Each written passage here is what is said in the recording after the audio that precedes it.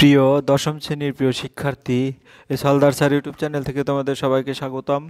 তোমরা যারা নবম শ্রেণী থেকে ইতিমধ্যে দশম শ্রেণীতে উঠে গেছো, তাদের ক্ষেত্রে তোমরা প্রথম থেকেই ভালোভাবে পড়াশোনা করবে এবং সেই উদ্দেশ্যে আমি আজকে তোমাদের বাংলা বিষয়ে কবিতা আয় আরও বেঁধে বেঁধে থাকি, হ্যাঁ, এই কবিতা নিয়ে সম্পূর্ণ ডিটেলসে আলোচনা করব। তো এখানে তোমরা এবং তোমাদের প্রথম ইউনিট টেস্টের সিলেবাস যেটা 2025-এর, সেটাও আমি তুলে ধরবো এবং প্রতিটা লাইন ধরে ধরে সমস্ত কবিতাই তোমাদের দেখাবো।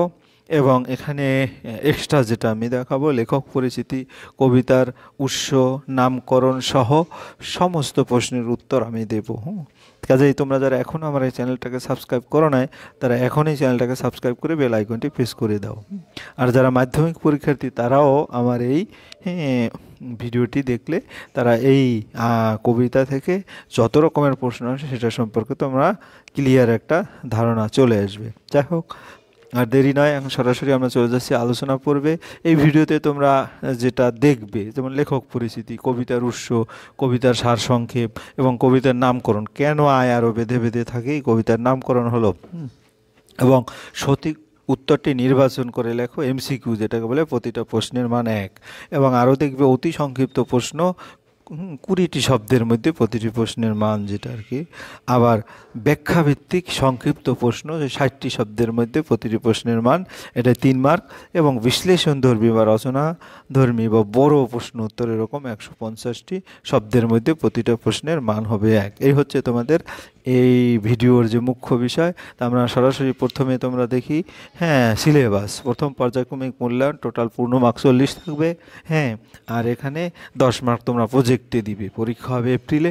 এখানে দেখতে পাচ্ছ কবিতার মধ্যে আয় আরও বেঁধে বেঁধে থাকি, জ্ঞানচক্ষু, আফ্রিকা, হারিয়ে যাওয়া কালিকলম, অসুখী একজন, এটা। আর কারক ও অকারক, সম্পর্ক এবং অনুবাদ, এবং কোনি 1 থেকে 39 পাতা। এই হচ্ছে তোমাদের পূর্ণাঙ্গ সিলেবাস। যাই হোক, এরপরে আমরা সরাসরি দেখো, আয় আরও বেঁধে বেঁধে থাকি, এরকম একটা ছবি দেখতে পাচ্ছ। এই ছবির মাধ্যমে আয় আরও বেঁধে বেঁধে থাকি লিখেছে শঙ্খ ঘোষ। আমরা আরেকটু বড় করে কবিতাটা শোনাবো। আয় আরও বেঁধে বেঁধে থাকি, শঙ্খ ঘোষ। আমাদের ডান পাশে ধস, আমাদের বায়ে গিরিখাত, আমাদের মাথায় বোমারু, পায়ে পায়ে হিমানির বাত। আমাদের পথ নেই কোনো, আমাদের ঘর গেছে উড়ে, আমাদের শিশুদের সব ছড়ানো রয়েছে কাছে দূরে। আমরাও তবে এইভাবে এই মুহূর্তে মরে যাব নাকি, আমাদের পথ নেই আর, আয় আরও বেঁধে বেঁধে থাকি। আমাদের ইতিহাস নেই, অথবা এখন এই ইতিহাস, আমাদের চোখ মুখ ঢাকা, আমরা ভিখারি 12 মাস। পৃথিবী হয়তো বেঁচে আছে, পৃথিবী হয়তো বেঁচে গেছে, গেছে মরে, আমাদের কথা কে বা জানে, আমরা ফিরেছি দৌড়ে দৌড়ে। কিছুই বা কোথাও যদি নেই, তবু তো কজন আছি বাকি, আয় আরও হাতে হাতে রেখে, আয় আরও বেঁধে বেঁধে থাকি। এই হচ্ছে পূর্ণাঙ্গ কবিতা। এখন আমরা এখানে কবি পরিচিতি, যে শঙ্খ ঘোষ, সেই পরিচিতিটা আমরা দেখব। আধুনিক যুগের শ্রেষ্ঠ কবি শঙ্খ ঘোষ, প্রকৃত নাম চিত্তপ্রিয় ঘোষ। তিনি একাধারে কবি, প্রাবন্ধিক ও অধ্যাপক। 1932 খ্রিস্টাব্দে 6 ফেব্রুয়ারি আধুনিক বাংলাদেশের অন্তর্গত চাঁদপুরে তার জন্ম হয়। পিতা মনীন্দ্র কুমার ঘোষ এবং মাতা আমলাওয়ালা দেবী। পিতা মাতার চতুর্থ সন্তান চিত্তপ্রিয়ের শৈশব শিক্ষার শুরু বাড়িতেই। পিতা ছিলেন স্কুলের প্রধান শিক্ষক। বিদ্যালয়ের গণ্ডি পার হওয়ার পর সকলেই তারা কলকাতায় চলে আসেন। 1949 খ্রিস্টাব্দে প্রেসিডেন্সি কলেজ থেকে আইএ পরীক্ষায় প্রথম বিভাগে উত্তীর্ণ হন এবং ওই একই কলেজ থেকে 1951 খ্রিস্টাব্দে বিএ পরীক্ষায় পাশ করেন এবং তারপর কলকাতা বিশ্ববিদ্যালয়ে বাংলা ভাষা ও সাহিত্য বিষয়ে পড়াশোনা করেন। তিনি কলকাতায় বঙ্গভাষী কলেজ, সিটি কলেজ, যাদবপুর বিশ্ববিদ্যালয়, দিল্লি ও বিশ্বভারতী বিশ্ববিদ্যালয়ে বহুদিন অধ্যাপনা করেছেন। 1992 খ্রিস্টাব্দে যাদবপুর বিশ্ববিদ্যালয় থেকে তিনি অবসর গ্রহণ করেন। তার রচিত প্রথম কাব্যগ্রন্থ দিনগুলি রাতগুলি, এরপর থেকে একে একে প্রকাশিত হয় নিহত, পাতাল ছায়া, এখন সময় নয়, শ্রেষ্ঠ কবিতা, আদিমলতা, গুল্মময়, মূর্খ বড়, সামাজিক নয়, বাবরের প্রার্থনা, পাজরের দ্বারের শব্দপ্রহর, জোরে, ত্রিতাল ইত্যাদি তার রচিত অন্যতম প্রবন্ধ গ্রন্থগুলির মধ্যে কালের সাহিত্য সৃষ্টিমাত্র, রবীন্দ্র নাটক, ছন্দময় জীবন ইত্যাদি উল্লেখযোগ্য। এছাড়া ছোটদের জন্য রচিত উল্লেখযোগ্য গ্রন্থগুলি হলো অল্প বয়স, কল্প বয়স, ছোট একটা স্কুল, সুপুরি বনের সারি, সকালবেলার আলো, শহর পথের ধুলো। এছাড়া তার অনন্য উল্লেখযোগ্য গ্রন্থ হলো মুখ ঢেকে যায় বিজ্ঞাপনে, এ আমির, আবরণ, উর্বশীর হাসি প্রভৃতি। কবি শঙ্খ ঘোষ একজন বলিষ্ঠ অনুবাদক ও কবিতা লেখার পাশাপাশি তিনি প্রায় 30 বছর অনুবাদ কর্ম করেছেন। তিনি 1977 খ্রিস্টাব্দে মূর্খ বড় সামাজিক নয় কাব্যগ্রন্থের জন্য নরসিংহ দাস পুরস্কার এবং বাবরের প্রার্থনা কাব্যগ্রন্থটির জন্য সাহিত্য একাডেমি পুরস্কার লাভ করেন। 1989 খ্রিস্টাব্দে ধুম লেগেছে হৃদ কমলে কাব্যগ্রন্থটি রবীন্দ্র পুরস্কারে ভূষিত হয়। তিনি সরস্বতী পুরস্কার পান। গন্ধর্ব কবিতা গুচ্ছের জন্য পুরস্কারে ভূষিত হন। 1999 খ্রিস্টাব্দে রক্তকল্যাণ অনুবাদের জন্য সাহিত্য একাডেমি পুরস্কার লাভ করেন। 1999 খ্রিস্টাব্দ বিশ্বভারতীর দ্বারা দেশিকোত্তম পুরস্কার পান তিনি। 2011 খ্রিস্টাব্দে ভারত সরকার কর্তৃক পদ্মভূষণ উপাধিতেও সম্মানিত হন। 2016 খ্রিস্টাব্দে ভারতবর্ষের সর্বোচ্চ সাহিত্য পুরস্কার জ্ঞানপীঠ পুরস্কার লাভ করেন। এই হচ্ছে কবি পরিচিতি। এরপরে আমরা চলে যাব পরের স্লাইডে কবিতার উৎস। শঙ্খ ঘোষ রচিত জলেই পাষাণ হয়ে আছে এই কাব্যগ্রন্থ থেকে আয় আরও বেঁধে বেঁধে থাকি কবিতাটি নেওয়া হয়েছে, অর্থাৎ জলেই পাষাণ হয়ে আছে এই কাব্যগ্রন্থ থেকে। তারপর কবিতার সারসংক্ষেপ। আমাদের পৃথিবী আজ ধ্বংসের দিকে এগিয়ে যাচ্ছে, সাম্রাজ্যবাদীর দল এবং তাদের অমানবিক অত্যাচার ইত্যাদির প্রেক্ষাপটে কবি শঙ্খ ঘোষ রচিত আয় আরও বেঁধে বেঁধে থাকি কবিতাটি রচনা করেছেন। আমাদের ডান বা বাম উভয় দিকেই রয়েছে ধ্বংসের মৃত্যুর হাতছানি। মাথার উপরে বা পায়ের নিচে প্রতি মুহূর্তে মৃত্যু নিশ্চিত স্বপ্ন দেখে তারা নানা রকম সমস্যায় জর্জরিত, ফলে তাদের বেঁচে থাকাই সমস্যার হয়ে আছে। এই অবস্থার মানুষ ভয়ঙ্কর বিপদে পড়ে গেছে। ভালো রাস্তা খুঁজে নেওয়ার মতো কোনো ইতিহাসও আমাদের নেই, কেননা ইতিহাস এখনও সাম্রাজ্যবাদীদের হাতের পুতুল। তাই তারা প্রতি মুহূর্তে মৃত্যুর হাত থেকে বাঁচার জন্য এবং বিরোধী শক্তিকে আটকাতে ঐক্য হয়ে চলতে হবে। আমরা অন্যের গোলামি করতে গিয়ে আমাদের যে সংস্কৃতি, মান, সম্মান, ইজ্জত সব কিছু মেনে যেন তাদের পায়ের নিচে দলিত হয়েছে। নিজেদের সমাজের সব কিছু ভালো মন্দ ভুলে অন্যের চাপিয়ে দেওয়া ইতিহাসকে গ্রহণ করে আমরা বেঁচে আছি। এই বেঁচে থাকার আড়ালে ভিক্ষা করা ছাড়া আর কোনো কিছুই নেই। এর মধ্যে 2-4 জন শুভবুদ্ধি সম্পন্ন মানুষ এখনও আছেন যারা মানুষের একাত্মতার কথা বলেন। এই একতাই হলো আমাদের পৃথিবীর সম্পদ। পারস্পরিক ভালোবাসায় সমাজ বা সভ্যতাকে বাঁচাতে পারে, তাই কবি সকলকেই চেষ্টা করতে বলেছেন। এরপরে হচ্ছে কবিতার নামকরণ। কেন এই নামকরণ হলো? নামকরণ যে কোনো সাহিত্যিক রচনায় প্রবেশের চাবিকাঠি, তাই সাহিত্য নামকরণ খুবই গুরুত্বপূর্ণ বিষয়। আর এই নামকরণ নানা দিক থেকে হতে পারে। আমাদের আলোচ্য আয় আরও বেঁধে বেঁধে থাকে কবিতাটির নামকরণ কতখানি প্রাসঙ্গিক তা বিচার খুবই গুরুত্বপূর্ণ। নানা রকম সংকটের মধ্যে দিয়ে আজকের পৃথিবী এগিয়ে চলছে। সাম্রাজ্যবাদী আগ্রাসন, ধর্মান্ধতা ইত্যাদি বিষয়গুলো মানবতার বিপর্যয় ঘটেছে। এই অবস্থায় মানুষের অস্তিত্বকে আর সংকটের সামনে প্রেরণা খুঁজে নিয়ে নেওয়ার মতো কোনো ইতিহাস আমাদের নেই, কারণ ইতিহাস এখানে ক্ষমতাবানদের দ্বারা বিকৃত। তাই অন্ধ ও ভিখারি হয়ে বেঁচে থাকায় আজ মানুষের নিয়তি। সাধারণ মানুষ এখানে কোনো মর্যাদাই পায় না। তবু যাবতীয় শুভবুদ্ধির অবসান এখনও হয়নি। সংখ্যায় অল্প হলেও কিছু মানুষ আজও সম্প্রীতির কথা বলে, মানুষে মিলনের কথা বলে। আয় আরও বেঁধে বেঁধে থাকি কবিতার দুটি ভাবকে, স্তবককে ধ্রুবপদের মতো পংক্তিটিকে দুবার ব্যবহার করেছেন কবি। মিলনের আকাঙ্ক্ষাকে এতে আরও স্পষ্ট হয়েছে। ব্যঞ্জনার দিক থেকে নামকরণটি তাই অত্যন্ত সার্থক হয়েছে। এই হচ্ছে নামকরণ। এরপরে আমরা এমসিকিউ প্রশ্ন। আয় আরও বেঁধে বেঁধে থাকি কবিতা শঙ্খ ঘোষ। হ্যাঁ, এটা মাধ্যমিক বাংলা প্রশ্ন, উত্তরও আমরা বলতে পারি মাধ্যমিক পরীক্ষায় এসে থাকে। আয় আরও বেঁধে বেঁধে থাকি কবিতাটি কবির কোন কাব্যগ্রন্থ থেকে? একটু আগে তোমরা পড়েছ, এটা জলই পাষাণ হয়ে আছে। আরও বেঁধে বেঁধে থাকি কবিতাটি কবি হলেন কি হলো? শঙ্খ ঘোষ। তারপরে কবি শঙ্খ ঘোষের প্রথম প্রকাশিত কাব্যগ্রন্থটি হলো দিনগুলি রাতগুলি। তারপরে শঙ্খ ঘোষ রচিত একটি প্রবন্ধ গ্রন্থ হলো কালের মাত্রা ও রবীন্দ্র নাটক। শঙ্খ ঘোষের ছদ্মনাম কী ছিল? শঙ্খ ঘোষের কুত্তক। তারপর কুত্তক ছদ্মনাম লেখা শঙ্খ ঘোষের রচনাগুলোর নাম হলো শব্দ নিয়ে খেলা ও কথা নিয়ে খেলা। আয় আরও বেঁধে বেঁধে থাকি কথাটি কবিতায় ব্যবহৃত হয় 2 বার। তারপর আয় আরও বেঁধে বেঁধে থাকি বাক্যটির অর্থ হচ্ছে দৃঢ় বন্ধনে আবদ্ধ হয়ে থাকা। আয় আরও বেঁধে বেঁধে থাকি কবিতাটি দ্বিতীয় পংক্তিটি আমাদের বায়ে গিরিখাত। আমাদের বায়ে গিরিখাত শব্দটির অর্থ কি? পর্বত গব্বর। আমাদের মাথায় ড্যাশ, আমাদের মাথায় বোমারু। কবিতা উল্লেখিত হিমানীর বাঁধ রয়েছে পায়ে পায়ে। তারপর পায়ে পায়ে হিমানীর বাঁধ, হিমানী শব্দের অর্থ হিমানী তুষার। তারপরে কবিতায় কবি কাদের শব্দের উল্লেখ করেছেন? শিশুদের। তারপর আমাদের পথ নেই আর পথ শব্দটি কবিতায় ব্যবহৃত হয়েছে 2 বার। আমাদের কি নেই বলে কবির মত প্রকাশ? আসলে আমাদের জীবন নেই।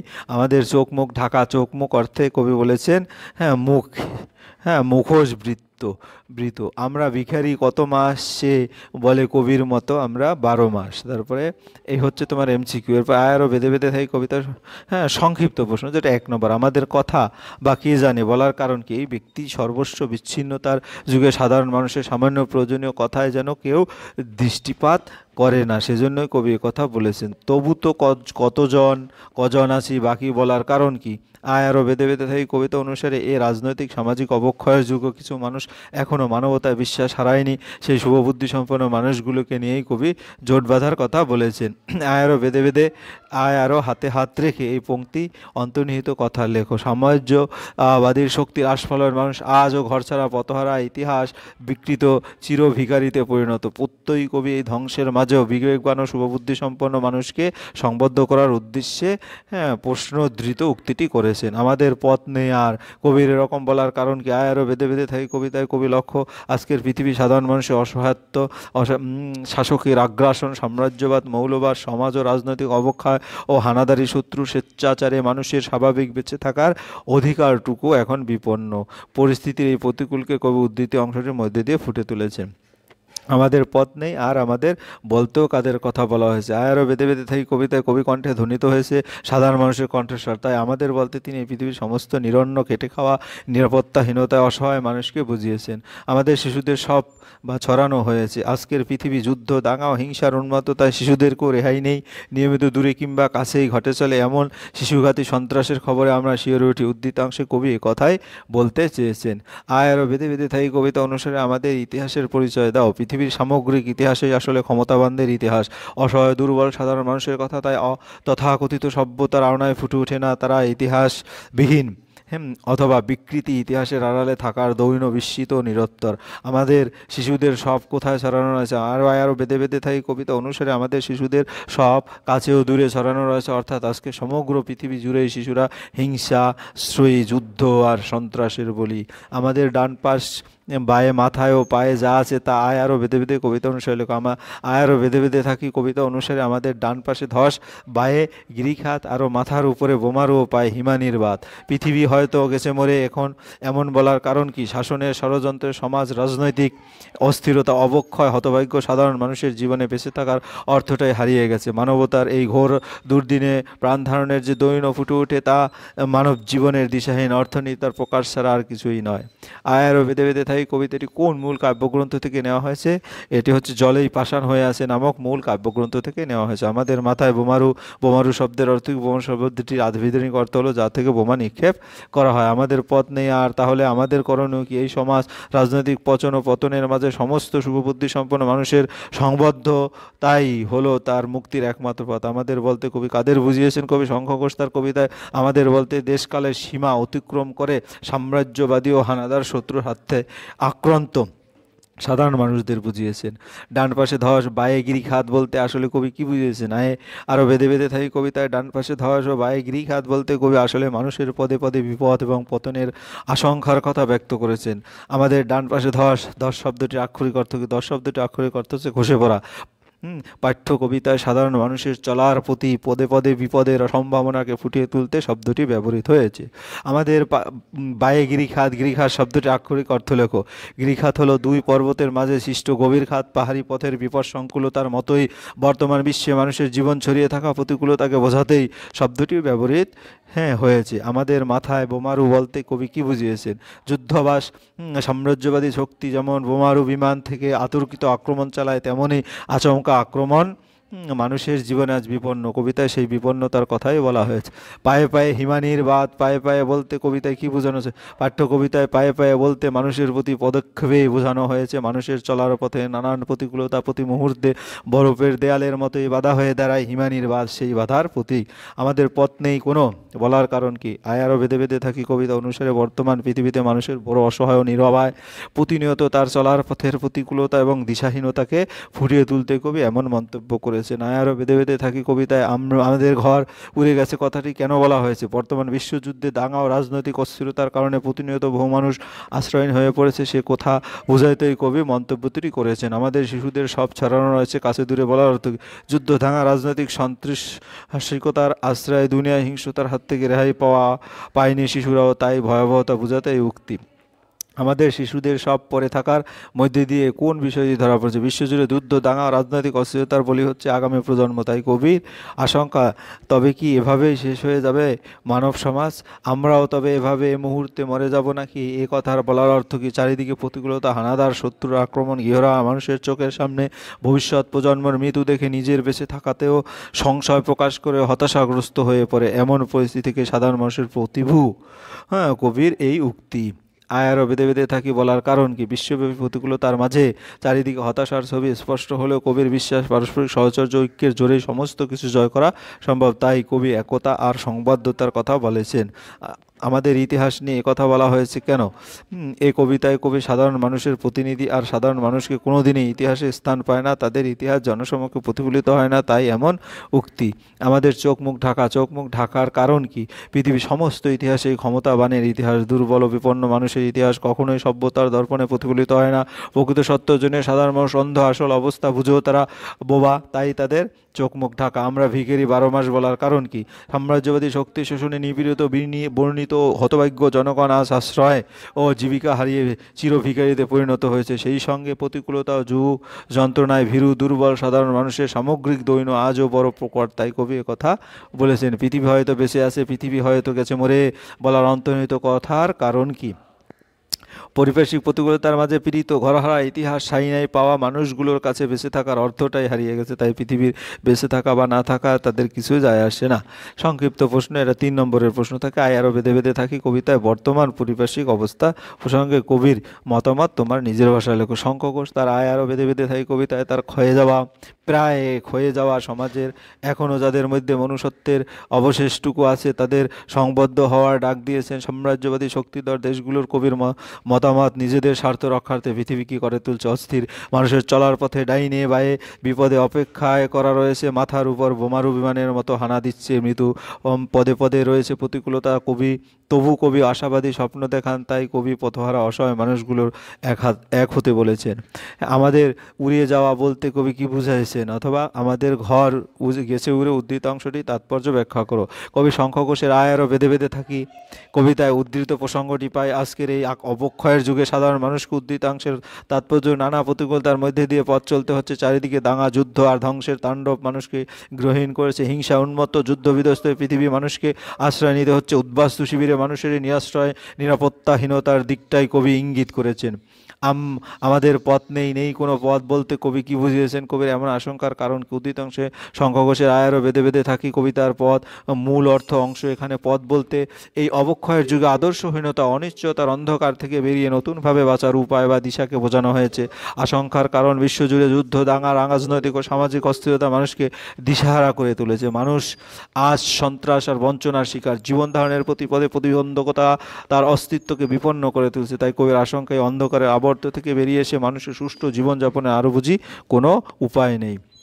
আমাদের শিশুদের সব ছড়ানো রয়েছে কাছে দূর উদ্ধৃতনের তাৎপর্য লিখ উদ্ধৃতাংশ কবি ঘোষের শঙ্খঘোষের আরও বেঁধে বেঁধে থাকি কবিতার অংশবিশেষ যুদ্ধ বিধ্বস্ত বর্তমান বিশ্বে আমাদের চারপাশে উদ্ধৃতাংশের তাৎপর্যে বিপদ সংকুল সাম্রাজ্যবাদী আগ্রাসন শাসকের মদতপুষ্ট স্বার্থনেশী গোষ্ঠীর রক্তক্ষয়ী হানাহানি থেকে শিশুরা বাদ যায়নি। কাছে দূরে গোটা পৃথিবী জুড়েই এখন সদ্যযাত্রা ও হিংসাশ্রয়ী যুদ্ধ সন্ত্রাসের বলি কবির আক্ষেপ। আমরা এমন এক পৃথিবীতে বাস করি যেখানে শিশুদেরকেও কোনো নিরাপত্তা নেই। আমরা আমাদের ভবিষ্যৎকে সুরক্ষা দিতে অক্ষম। এই অক্ষমতা মানব ও তার পক্ষেও কবির অবমাননা, তাই অত্যন্ত বেদনার। আমরাও তবে এইভাবে এই মুহূর্তে মরে যাব কি না, যাব নাকি, এই শঙ্কার হেতু কি? কবি শঙ্খঘোষের লেখা আরও বেঁধে বেঁধে থাকি কবিতা থেকে প্রশ্নাবৃত অংশটি গৃহীত। এখানে কবির এমন শঙ্কার কারণটি অত্যন্ত মর্মগ্রাহী। যেখানে আমরা আমাদের শিশুদের অস্তিত্ব রক্ষায় অপারক, যেখানে প্রাণঘাতী হানাহানির অনায়াস শিকার হচ্ছে আমাদের শিশুরা, যেখানে নিজেদের এই অস্তিত্বের প্রশ্নটি অবান্তর ও অর্থহীন হয়ে ওঠে। কারণ কবি কেবল বেঁচে থাকার জন্য বেঁচে থাকাকে ঘৃণা করেন। তাই এহেন নরকীয় প্রবলেমের কাছে নতি স্বীকার এবং এক সংবেদনশীল মানুষের কাছে অত্যন্ত যন্ত্রণা অপমানের বিষয়। পাঠ্য উদ্যাংশী হতাশা অনুশোচনা এই প্রকাশ ঘটেছে। আরও বেঁধে বেঁধে থাকি আমন্ত্রণ কেন আমন্ত্রণ? আরও বেঁধে বেঁধে থাকি কবিতায় এই আমন্ত্রণ বর্তমান যুদ্ধবিধ্বস্ত পৃথিবীর গৃহহীন অসহায় নিরন্ন সাধারণ মানুষের প্রতি আশাবাদী। কবি তাদের নিয়ে ঐক্যের স্বপ্ন দেখেন, আর দেখেন নতুন পৃথিবীর স্বপ্ন। মানুষের চলার পথে ডাইনে বায়ে, উপরে নিচে প্রতিটি দিকেই প্রতিকূলতা, হানাদারি, শত্রুর আক্রমণ। মানুষ আজ গৃহহীন, বাদ যায়নি শিশুরাও। আমাদের নিজেদের অস্তিত্ব বিবর্ণ, সমগ্র পৃথিবীটার যেন জীবন মৃত অবস্থা। আর এখানে এই কবির দায়বদ্ধতা, তাই এরকম এক সংকট থেকে বেরিয়ে আসার জন্য কবি মানুষকে সংবদ্ধ হওয়ার ডাক দিয়েছেন। আমাদের ইতিহাস নেই, কেন এই কথা বলেছেন, অথবা এমনই ইতিহাস। উদ্ধৃত অংশটির তাৎপর্য বিশ্লেষণ করো। উদ্ধৃত অংশটি কবি শঙ্খ ঘোষের লেখা। আয়েরও বেদে বেদে থাকি কবিতার তাৎপর্য কবিতার অন্তর্গত। দেশ কাল নির্বিশেষে কে বলেছেন সমগ্র পৃথিবীর আবামার জনসাধারণের প্রসঙ্গে কবি উদ্ধৃত অংশটি করেছেন। বর্তমানে এক ভয়ঙ্কর প্রতিকূলতার মধ্যে দিয়ে আমরা চলছি। কেন বলেছেন, আমরা গৃহহারা মানুষ, এমনকি ধ্বংসের হাত থেকে শিশুদের রক্ষা করতে অপারক। আমাদের বাঁচার আর পথ নেই। যুগে যুগে আমরা আমাদের সাধারণ মানুষ বঞ্চিত হয়েছি। আমাদের এই উপেক্ষা ও বঞ্চনার ইতিহাস কোথাও লেখা নেই, কারণ ইতিহাস নিয়ন্ত্রিত হয় ক্ষমতাবানদের দ্বারা। আসলে জীবন মৃত মানুষের অস্তিত্বই যেখানে তুচ্ছ, সেখানে চিরকাল অবজ্ঞার উপেক্ষায় তার প্রাপ্য। তাই সাধারণ মানুষ হয় ইতিহাসহীন নয়, অস্পষ্ট ইতিহাস আড়ালে থাকা বিস্মিত তাচ্ছিল্যের সামগ্রী। আমরা ভিখারি 12 মাস বলতে কবি কি এবং আমরা ভিখারি 12 মাস অন্তর্নিহিত অর্থ বুঝিয়েছেন। উদ্ধৃত অংশটি শঙ্খ ঘোষের আয়ারও বেদে বেদে থাকি কবিতার অংশবিশেষ। আমরা ভিখারি 12 মাস বলতে কবি মানুষের মানসিক দৈন্যের কথা বলেছেন। কবির মতে নানান প্রতিকূলতা ও যুগ যন্ত্রণার ক্ষত নিয়ে মানুষ বেঁচে আছে। সে পথহারা, তার মানসিক দৃঢ়তা শিথিল হয়ে পড়েছে। তার প্রকৃত ইতিহাসের সঠিক প্রতিফলন হয়নি, জেনেও সে নিশ্চুপ ও বহির্বিশ্ব থেকে বিচ্ছিন্ন। এভাবে আপাত, দুর্বল ও ভীরু সাধারণ মানুষের অবহেলিত মানুষকে দৈন্যের কথা বলতে গিয়ে কবি এমন মন্তব্য করেছেন। পৃথিবী হয়তো গেছে মরে, এমন সংশয়ের কারণ কি, সংশয়ের কারণ কি? কবি শঙ্খ ঘোষ তার আরও বেঁধে বেঁধে থাকি কবিতা এমন সংশয় পূর্ণ উক্তিটি করেছেন। উপনিষদের কথা রেশ টেনে বলা যায়, মানুষ তারা মানবতার পক্ষে চলমান, তাই জীবন থেমে থেকে মৃত্যুরই সমান। আজকের যুদ্ধ দাঙ্গা বিধ্বস্ত পৃথিবীতে মানুষের দিশেহারা, তার হাত ও পা বাঁধা, গৃহহীন, ইতিহাস বিস্মৃত নিরন্ন মানুষগুলো নিজের ভাবি প্রজন্মকে রক্ষা করতে ব্যর্থ। জীবনের অর্থহীনতায় বেঁচে থাকার আশা সে হারিয়েছে, তাই সমস্ত পৃথিবীটাকে তার কাছে জীবন মৃত বলে মনে হয়েছে। তবু তো কজন আছি বাকি।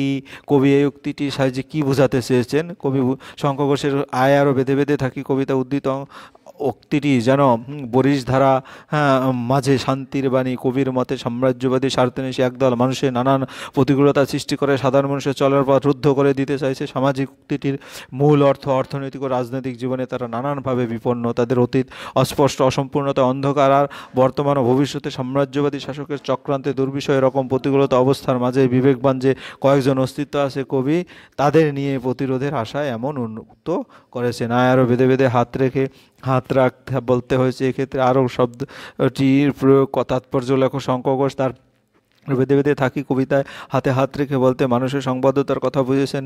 আরও এ তাৎপর্য বিচ্ছিন্নতা, আগ্রাসন, হিংসা, অহিংসতার বিরুদ্ধে কবি সাহিত্যিকদের লড়াই চিরকালের। তারা চায় শান্তি, যা সমাজের বৃহত্তর অংশের চাওয়া। শাস্তি আর কি। সাম্রাজ্যবাদী আগ্রাসন ও অশুভ শক্তির প্রভাবে সাধারণ মানুষ আজ বিপন্ন। তবু এত প্রতিকূলতার মাঝেও তাদের মধ্যে যতটুকু প্রতিরোধের ক্ষমতা আছে সেটুকু একত্রিত করার জন্য কবি আরও শব্দটি ব্যবহার করেছেন। আমরা ভিড়েছি দরে দরে, আমরা কারা, কেন এই অবস্থা? কবি শঙ্খ ঘোষের আরও বেঁধে বেঁধে থাকি কবিতা আমরা বলতে অসহায় ও বিপন্ন মানুষের সাধারণ মানুষকে বোঝানো হয়েছে। আজ সমগ্র পৃথিবীর বুকে নেমে এসেছে এক গভীর আধার, হিংসা, যুদ্ধ, রক্তক্ষয়, বিভেদ ও বিচ্ছিন্নতার আঘাত। মানুষ এখন ক্ষতবিক্ষত, তার চলার পথে ডাইনে বায়ে, উপরে কিংবা নিচে, সর্বত্রই কেন এই অবস্থা? প্রতিকূলতার অতর্কিত প্রাণহীন আশঙ্কা, শাসকের চক্রান্তে, স্বার্থন্বেষী ক্ষমতাবানের মদতে সমাজ রাজনৈতিক অবক্ষয় এক চরম রূপ নিয়েছে। ফলে নারীঘাতী হানাহানির শিকার হচ্ছে শিশুরাও। হতভাগ্য, নিরাপত্তাহীনতা, দিশাহীন মানুষের নিরুপায়তার দুর্দশার ছবিটি ফুটে উঠেছে প্রশ্নাতীত পংক্তিটিতে। আমাদের ইতিহাস নেই, কে কেন একথা বলেছেন, অথবা এমন ইতিহাস? উদ্ধৃতাংশটি তাৎপর্য উল্লেখ করে বিশ্লেষণ করে। উদ্ধৃতাংশটি কবি শঙ্খ ঘোষের লেখা আরও বেঁধে বেঁধে থাকি কবিতা অন্তর্গত। দেশে কাল নির্বিশেষে কে বলেছেন সমগ্র পৃথিবীর আপামার জনসাধারণের প্রসঙ্গে কবি উদ্ধৃতি অংশটি করেছেন। বর্তমানে এক ভয়ঙ্কর প্রতিকূলতার মধ্যে দিয়ে আমরা চলেছি। কেন বলছেন আমরা গৃহহারা, এমনকি ধ্বংসের হাত থেকে শিশুদের রক্ষা করতেও অপারক। আমাদের বাঁচার আর পথ নেই। যুগে যুগে আমরা সাধারণ মানুষ বঞ্চিত হয়ে চলছি। আমাদের উপেক্ষার ও বঞ্চনার ইতিহাস কোথাও লেখা নেই, কারণ ইতিহাস নিয়ন্ত্রিত হয় ক্ষমতাবানদের দ্বারা। আসলে জীবন মৃত মানুষের অস্তিত্বটাই যেখানে যেখানে তুচ্ছ সেখানে চিরকাল অবজ্ঞা আর উপেক্ষা তার প্রাপ্যতায় সাধারণ মানুষ হয় ইতিহাসহীন নয়, অস্পষ্ট ইতিহাস আড়ালে থাকা বিস্মিত তাচ্ছিল্যের সামগ্রী। আমাদের শিশুদের সব বলতে কবি কি বুঝিয়েছেন? এরকম প্রশ্ন আমরা দেখেছি। আমাদের কথাকে বা জানে, আমরা কারা, তাদের কথাকে কেন জানে? এই প্রশ্নটা আমরা দেখিয়েছি। এবার রচনাধর্মী প্রশ্ন আমরা দেখব।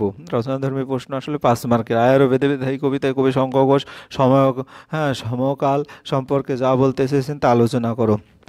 এরকম বেশ কয়েকটা প্রশ্নই হতে পারে, কিন্তু উত্তর একটাই। বর্তমান সমাজে উত্তর শঙ্খ ঘোষের আয়ারও বেদে বেদে থাকি কবিতাটি আমাদের পাঠ্য বইয়ের চারপাশে পৃথিবী ভাবমূলের অন্তর্গত। বর্তমান সমাজে নৈতিক অবক্ষয় বিশৃঙ্খলা কবিকে পীড়িত করেছে, তাই মানুষের চলার পথে প্রতিকূলতা, অসহায়ত্ব এবং সংশয় ও সম্ভাবনার ছবি কবি এই কবিতায় তুলে ধরেছেন। বর্তমান সময়ে মানুষের চলার পথ বিপদসংকুল, তাদের চারপাশে মৃত্যুর হাতছানি, প্রতিবাদে বাধা, তারা প্রতিকূলতা, অবক্ষয়ের কার্যরূপ, আর তার চলার পথ রুদ্ধ। তবু মানুষ এগিয়ে চলছে। হানাদারি শত্রুর আঘাতে মানুষ নিরাশ্রয় হয়েছে, সে তার ভাবি প্রজন্মকে রক্ষা করতে গিয়ে হয়েছে ব্যর্থ। এখন সে নিজেও মৃত্যু ভয়ে শঙ্কিত, পথহারা। এমন পরিস্থিতি কবি বেঁধে বেঁধে অর্থাৎ শুভবুদ্ধি সম্পন্ন মানুষদের সংবদ্ধ হয়ে চলার কথা বলেছেন। কবির মতে সাম্রাজ্যবাদী আর সুবিধাবাদী শক্তির কাছে আজ আমরা কোণঠাসা। আমাদের এই দুঃখ যন্ত্রণার ইতিহাস হয়তো অলিখিত রয়েই যাবে চিরকাল, অথবা যদি লেখা হয় তবে তা অর্ধসত্য, অসম্পূর্ণতায় ভরা। সাধারণ শ্রমজীবী মানুষদের চিরকাল এভাবে আশাবাদী কবির আহ্বান। ক্ষমতাবানের প্রতিবন্ধকতার সঙ্গে যুগে যুগে বেঁচে থাকতে হয়। পৃথিবীর এই জীবন মৃত পরিস্থিতি অন্যের দরে দরে পরমুখোপেক্ষী হয় না, ঘুরে নৈরাশ্য ত্যাগ করে। তাই আমাদেরকে একত্রিত হতে হবে। কবির আহ্বান বিবেকবান মানুষের একতা ও সহচর্যেই হবে তাদের প্রতিরোধের ভাষা। আমাদের পথ নেই কোনো, আমরা কারা, তাদের পথ নেই কেন, পথহারা মানুষগুলো কবি কোন পথের সন্ধান দিয়েছেন? স্বাধীনতা পরবর্তী যুগের অন্যতম সমাজের সচেতন কবি শঙ্খ ঘোষ আয়ারও বেঁধে বেঁধে থাকি কবিতায় আমরা কোনো সীমাবদ্ধ এলাকার সমষ্টি নই। তিনি আমরা বলতে আমরা আরও কারা, আজকের যুদ্ধ বিধ্বস্ত পৃথিবীতে সবচেয়ে ক্ষতিগ্রস্ত নিপীড়িত শ্রমজীবী শান্তিপ্রিয় মানুষের সাধারণ মানুষের বুঝিয়েছেন। পথ বলতে এখানে কবি সাধারণ মানুষের জীবনে চলার পথের কথা বলেছেন। সুস্থ সমাজ ও সুন্দর পৃথিবী পারে মানুষের চলার পথকে মসৃণ করতে, কিন্তু আজকের পৃথিবী সাম্রাজ্যবাদী শক্তির আগ্রাসনে ভীত সন্ত্রস্ত।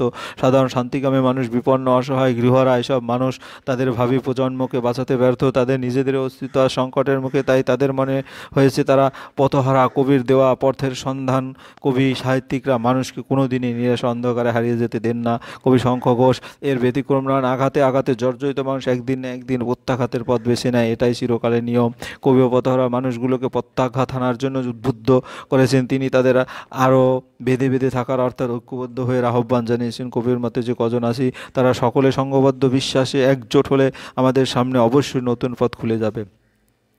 আয়ারও বেঁধে বেঁধে থাকি, বেঁধে বেঁধে থাকা বলতে কবি কী বুঝিয়েছেন এবং কাদের এভাবে থাকতে বলেছেন? কবি বেঁধে বেঁধে থাকার প্রয়োজনীয়তার উপর জোর দিয়েছেন। আসলে প্রতিটা প্রশ্নই কিন্তু কাছাকাছি। তোমার যদি একান্ত সমস্ত ইনফরমেশনগুলি তোমরা নিয়ে নাও, যে কোনো প্রশ্নের উত্তর কিন্তু তোমরা অনায়াসেই দিতে পারবে। বেঁধে বেঁধে থাকা কবির দৃষ্টিভঙ্গি উত্তর শঙ্খ ঘোষের আয়ারও বেঁধে বেঁধে থাকি কবিতায় বেঁধে বেঁধে থাকা বলতে কবি সংবদ্ধভাবে বেঁচে থাকাকে বোঝাতে এসেছেন।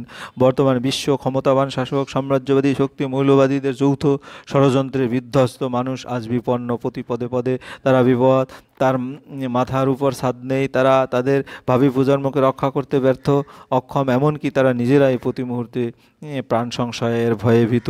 তাই এভাবে ক্রমাগত শোষিত মানুষগুলোর কবি প্রত্যাঘাতের পথে এগিয়ে বলেছেন। এই প্রত্যাঘাতের পথ হলো সংবদ্ধতা।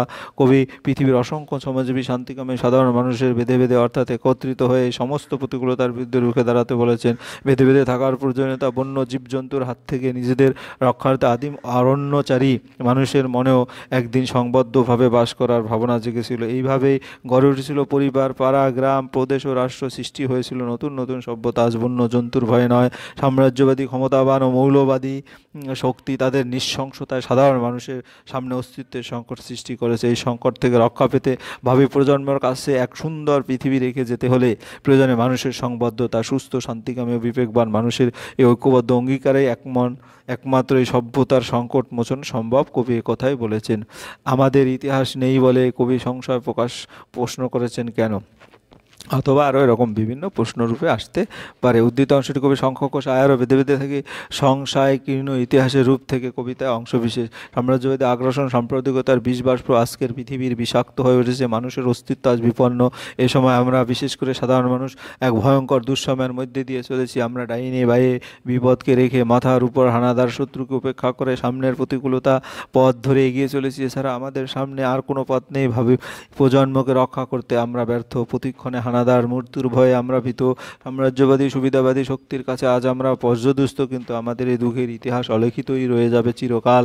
রানা রের বেদনার মতো কালো রাত্রির খামে চিরকাল তো আবদ্ধ থেকে যাবে, এটাই কবির আক্ষেপ। বিশ্বাসের ভিত যেন যেখানে আলগা হয়ে যায় সেখানে সংশয়ের সৃষ্টি। কবি মনে করেন সারা পৃথিবী ইতিহাস সাধারণ মানুষের কথা সঠিকভাবে প্রতিফলিত হয়নি, কারণ ইতিহাসকে কবির দৃষ্টিতে আমাদের ইতিহাস নিয়ন্ত্রিত করে শাসক ও সাম্রাজ্যবাদী শক্তি। আর সাধারণ মানুষের যদিও বা কোনো ইতিহাস থাকে, তবে তা স্পষ্ট অর্ধসত্য অসম্পূর্ণ ক্ষমতাবান শাসক দ্বারা নিয়ন্ত্রিত। ইতিহাস মানুষের অবস্থা যথার্থ প্রতিফলন ঘটে, তাদের অসহায় বিপন্নতা কিংবা জীবন মৃত পরিস্থিতির খোঁজ শাসকের ইতিহাসে অনুপস্থিত বলেই তথাকথিত বিকৃতি ইতিহাস সম্পর্কে কবিরে সংশয়। এরপরে প্রশ্ন, আমরা ভিখারি 12 মাস, এরকম প্রশ্ন নিয়ে আলোচনা করা হয়েছে, তোমরা একটু ভালো করে দেখে নাও। এরপরে 6 নম্বরের প্রশ্ন, আমাদের শিশুদের সব সারানো রয়েছে কাছে দূরে, এরকমই ছোট বড় মিলে প্রশ্ন উত্তর আমরা দেখেছি। 3 নম্বরের প্রশ্নে, আমাদের ইতিহাস নেই, কাদের কেন ইতিহাস নেই। তোমরা যখন 5 নম্বরের প্রশ্ন আসবে তখন এর ডিটেলসটা সুন্দর করে লিখে দেবে। তাহলে এই হচ্ছে তোমাদের টোটাল 60টি যে বড় প্রশ্ন। তাহলে আজ এ পর্যন্তই।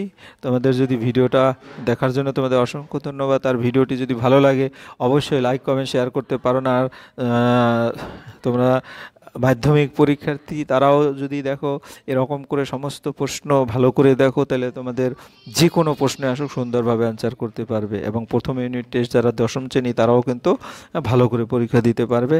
তারপরে বলো, তোমরা যারা এখনও আমার এই চ্যানেলটাকে সাবস্ক্রাইব করো নাই, এখনই পুনরায় বলবো চ্যানেলটাকে সাবস্ক্রাইব করে বেল আইকনটি প্রেস করে দাও। আজ এ পর্যন্ত, ধন্যবাদ সবাইকে।